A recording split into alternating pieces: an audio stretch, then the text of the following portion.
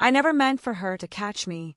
But there I was, standing frozen in her bathroom, holding her favorite rose gold lipstick like a thief caught red-handed. My heart thundered in my chest, the creamy stick trembling between my fingers.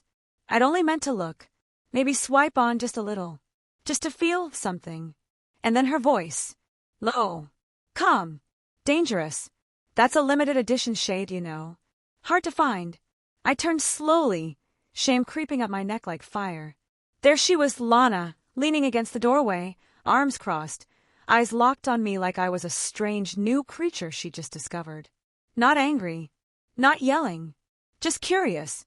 I was just borrowing, she finished for me, one eyebrow rising. From my makeup bag. In my bathroom. Well, I'm still home. I couldn't answer. My throat closed up. My hands dropped to my sides, lipstick still clutched tightly. I probably looked ridiculous, wearing my baggy hoodie, legs bare, trembling like a scared rabbit caught in a trap. Her gaze softened, but only slightly. She stepped inside, her heels clicking softly against the tile floor. The scent of her perfume, something warm and floral, hit me first. Then her presence, that towering confidence I'd always admired from afar. She plucked the lipstick from my hand gently, like she was taking a toy from a child. And then came the question that unraveled me completely. How long have you been using my things? I blinked. My knees almost gave. I haven't. Not really, just once or twice. Tell me the truth, sweetheart. My knees gave. I sank onto the closed toilet lid, covering my face with both hands, humiliated beyond words. This wasn't how she was supposed to find out. She was my roommate, my crush, the confident goddess I watched glide through life, heels clicking, makeup perfect, commanding attention. I was just me, not even supposed to be here. Not like this. She sat beside me on the edge of the tub, her tone gentler now. Is it about how it makes you feel? Wearing it. Silence. Then a nod. A single, humiliating nod. I felt the tears before I realized I was crying. My cheeks burned, not from makeup this time, but shame. Deep, aching shame. But I couldn't lie to her. Not now. Not after she'd seen me like this. Small, exposed, broken open. I don't know why, I whispered. It just helps. When I'm her. When I feel pretty. She didn't move. Didn't flinch. Just sat beside me. Quiet. Her presence suddenly less like judgment and more like shelter. Then, almost playfully, do you have a name? When you feel pretty. My lips trembled. Zoe. She smiled. Well then, Zoe, she said. We have a lot to talk about. She said my name. Zoe, like it belonged. Like I belonged. No one had ever said it out loud before. Not even me. Not outside my head. It sounded too real. Too fragile. Too dangerous. Lana stood up from the bathtub edge and knelt down in front of me. Her dark eyes scanned my face like she was reading a story I tried to keep buried for years. But now it was written all over me, smudged in guilt, trembling in fear, streaked with emotion I couldn't hide anymore. Zoe, she repeated gently. How long have you been feeling this way? I swallowed hard. A while. How long is a while? I looked down at my hands, fingers knotted in my sleeves. Since high school, maybe. I used to sneak into my mom's bathroom. Lip gloss. Mascara. Just little things. I didn't even know why. She didn't interrupt. She just listened. It wasn't about wanting to be a girl exactly, I said quickly, trying to explain myself, trying to sound normal. It was more like feeling right for once. Calmer. Like I was seeing a version of myself that made sense. She tilted her head. And you never told anyone? I let out a dry, broken laugh. Are you kidding? This isn't exactly something you bring up during poker night. Lana smiled at that, but her eyes were still soft. She reached for my hand, and this time I didn't pull away. I always thought you were sweet, she said. But I had no idea you were carrying all this alone. I looked up at her, blinking through the hot sting behind my eyes. You're not disgusted? Her grip tightened. God, no. Why would I be? Because it's weird. Because I stole your makeup. Because I look stupid. You don't look stupid, Zoe. You look scared. But also kind of beautiful. My heart nearly stopped. She tucked a stray strand of hair behind my ear.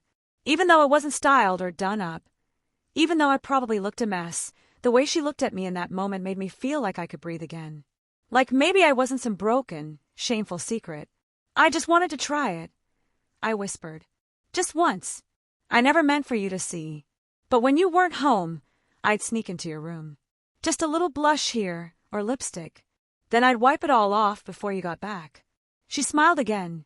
Not mocking, amused. Kind. You're lucky you didn't ruin that foundation, she teased gently. It's not cheap.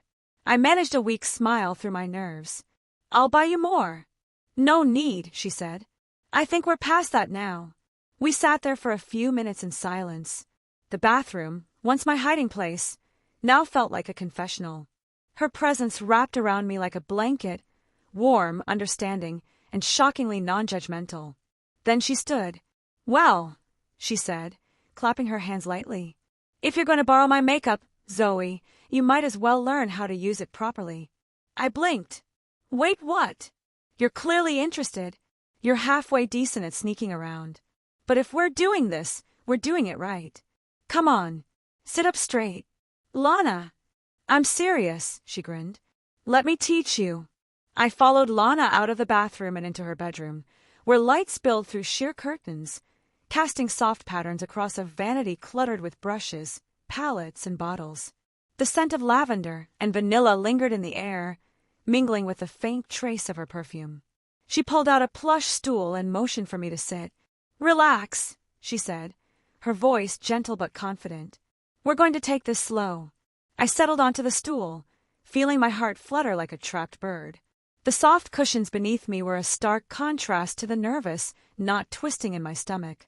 Lana began sorting through her makeup, selecting a small palette of neutral eyeshadows. Her fingers were delicate yet assured, gliding over the powders like a painter preparing her canvas. First things first, she said. We want to enhance what you have, not mask it. Makeup isn't about hiding, it's about highlighting your own beauty. I swallowed, watching her with wide eyes.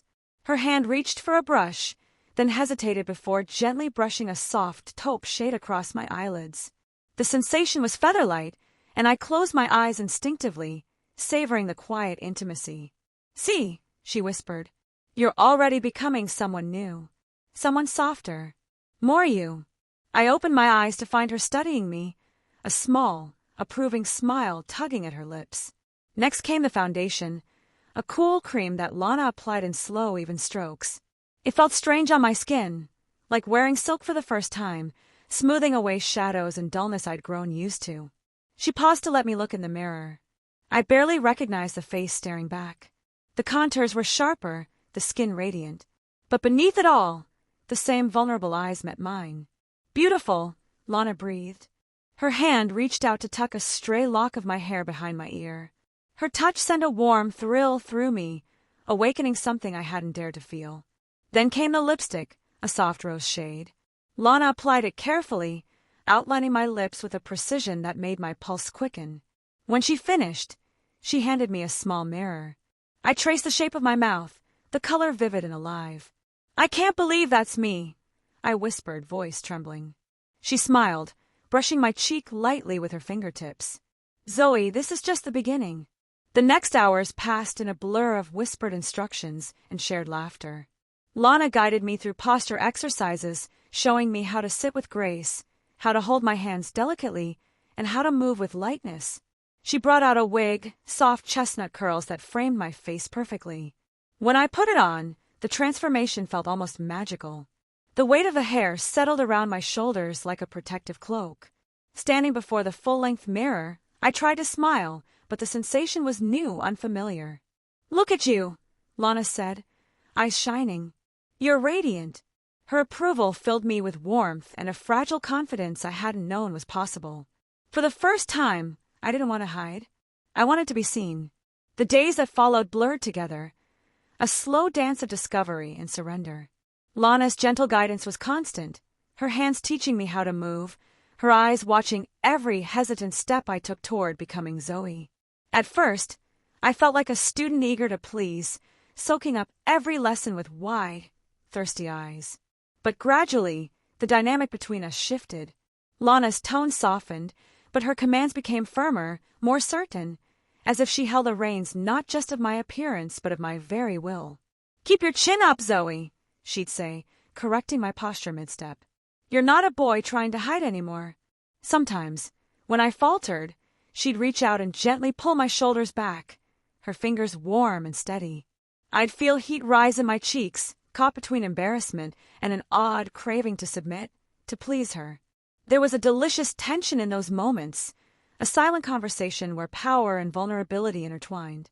One afternoon, as I helped her arrange makeup brushes on the vanity, she caught my gaze in the mirror. "You know," she said softly, "I enjoy having my pretty assistant around." I swallowed, the words stirring something inside me. Assistant. Pretty. Titles I'd never imagined applying to myself, yet hearing them from Lana made my heart flutter. But not all moments were easy. Jealousy and fear crept in unexpectedly. One evening, Lana's phone buzzed. She glanced at the screen and smiled. "That's Eric," she said casually, referring to a man whose name sent a strange pang through me. "He's a friend," she added, but I caught the flicker of something unspoken. Later, I found myself wondering if Zoe was just a game, a secret kept between us while Lana's heart belonged elsewhere. The thought stung. "Do you like him?" I asked one night, voice barely a whisper. Lana's eyes darkened with something unreadable. "Eric and I have a complicated history. But you, Zoe, you're different." Those words both comforted and unsettled me. Because what did different really mean? That night, I lay awake, tangled in my own conflicted feelings. I was grateful to Lana for accepting me, for shaping me, for making me feel desired. Yet a part of me worried, what if this all came crashing down? What if I was just a secret? A toy? I looked at myself in the mirror. Zoe's soft lips, the carefully curled wig, the eyes full of hope and fear, and wondered if I had the strength to keep living this double life. The invitation came unexpectedly. Lana's voice was soft but commanding as she said, "Zoe, I want you to come with me to a dinner party this weekend." My heart raced. "A dinner party?" I asked, trying to keep my voice steady. "Yes. It's important. You'll be by my side, my assistant, my companion. I want to see how you handle being out there with others." I swallowed hard. The thought of being seen, truly seen, terrified me. What if they laughed? Judged? What if I stumbled? Or worse, what if Lana regretted letting me come? But the truth was, I craved the chance. To prove I could be more than just a secret. To prove to myself I was worthy. The night of the party arrived. Lana helped me into a sleek black dress that hugged my curves in all the right places. The silk slipped over my skin like a lover's touch. She styled my hair in soft waves and applied makeup that made my eyes sparkle under the dim lighting. As we arrived, the air buzzed with laughter and the clink of glasses.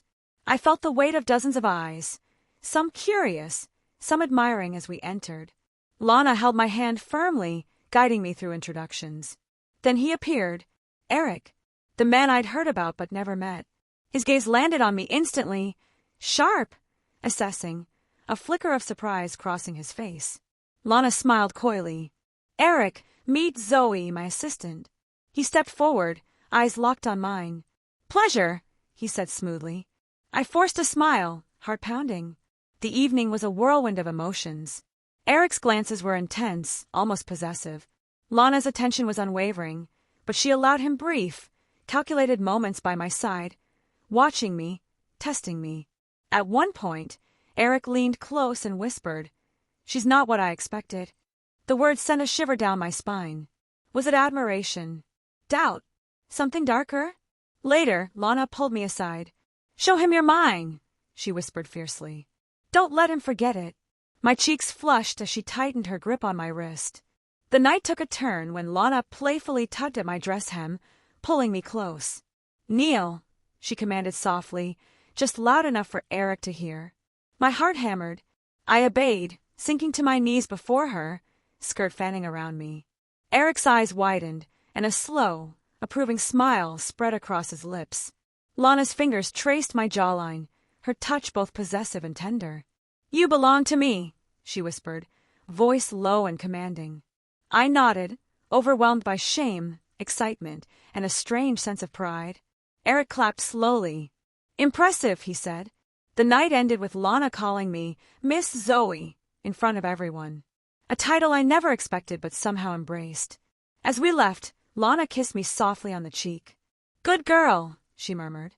The car ride home was quiet, the city lights blurring past the window like distant stars. Lana's hand rested lightly on my thigh, her fingers tracing delicate circles that sent shivers through me. I was still wearing the dress, the one she picked, and the heels that made my calves ache in the best way. My lips were slightly swollen from the lipstick she reapplied after dinner, my hair tousled just enough to feel wild yet perfect. We pulled up to our building, and Lana sighed softly. "You did well tonight, Zoe." I smiled faintly, exhaustion and exhilaration tangled inside me. She opened the door to her apartment and stepped inside, then paused. "Wait here," she said, disappearing into the darkness of the hallway. Minutes passed. I stood by the window, staring out into the night, heart pounding. Then I heard it, the soft click of the front door unlocking. She returned, but not alone. Behind her stood a tall figure, a woman with sharp eyes and a knowing smile. Someone I hadn't met before. Lana motioned me forward. "This is Marissa," she said. "She's very interested in meeting you." My breath hitched. Marissa's gaze was intense, appraising, and somehow approving. Lana stepped close to me, her voice a whisper. "Zoe, this is just the beginning. You're going to meet a lot of new faces, and they're all going to want to see the real you." Marissa extended a hand. I took it, feeling the electricity pulse between us. Then Lana's fingers brushed my cheek, soft and certain.